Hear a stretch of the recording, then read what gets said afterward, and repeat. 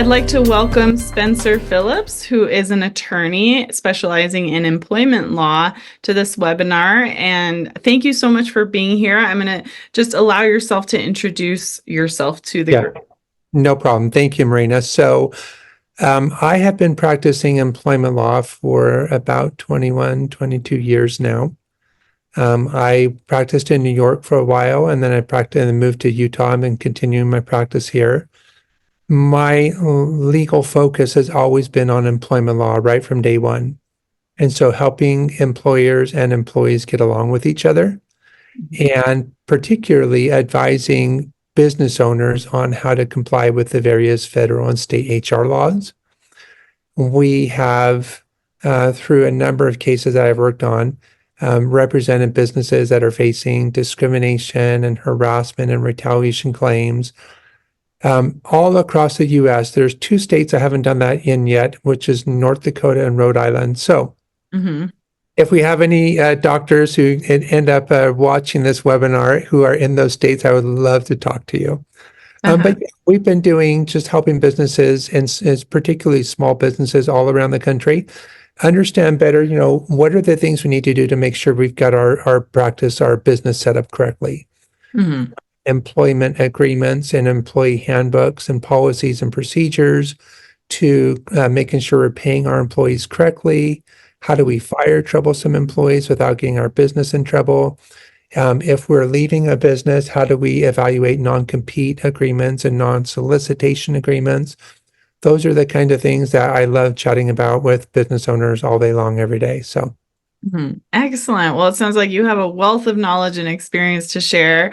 And of course, DPC Pediatricians are a group of emerging small business owners. So they're very smart. They've gotten a lot of training. We are very good at learning, but sometimes we lack the confidence and the skills in the business world. And so there can be some trepidation going into that. So today I wanted to focus our conversation mostly around non-compete clauses, because that's something that a lot of physicians who might be leaving a current employer worry about. And on the federal level, of course, currently in 2024, there have been some changes to that. And so I would love your perspective on what should physicians consider when they're thinking about leaving their current employer to start their own practice. What do they need to be thinking about when it comes to non-compete clauses? Excellent. Okay, great questions. So I'm going to start a little bit high level, and then we'll dive down into some of the details or some of the weeds, okay?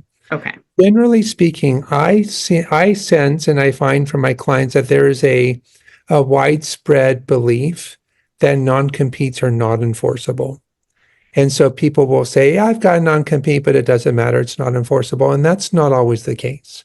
So if a doctor has signed a non-compete, they want to be really careful to get good legal advice, have an attorney review that document and advise them on whether it is enforceable.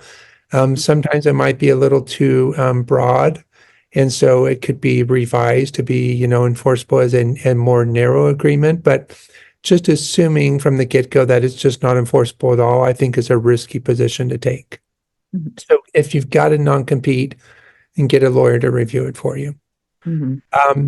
Depending on where the doctors are practicing, that can, their jurisdiction or their geography can have a really big impact on the enforceability of a non-compete. So, for example, we do work with a lot of business owners in California, and California doesn't allow non-competes. But in Utah, they are allowed.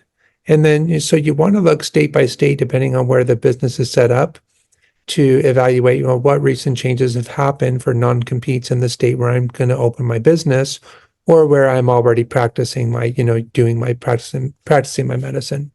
And then even on a state by state level, the rules change from time to time. So in Utah, not too many years ago, 2016, is when we had a change. Before 2016, non-competes could be as many years as you wanted them to be, as long as it was reasonable. We saw a case, there is a case out there, it wasn't one I worked on directly, where there was a 25-year non-compete. It was kind of an unusual situation. Wow. But that kind of thing came up from time to time. But starting in May of 2016, For Utah business owners, non-competes cannot be more than 12 months now. So it's changed. So, if the doctor's opening or running a practice in Idaho or Colorado or Florida, you're going to want to see what are the laws, right now, because they may be different than they were just a few years ago.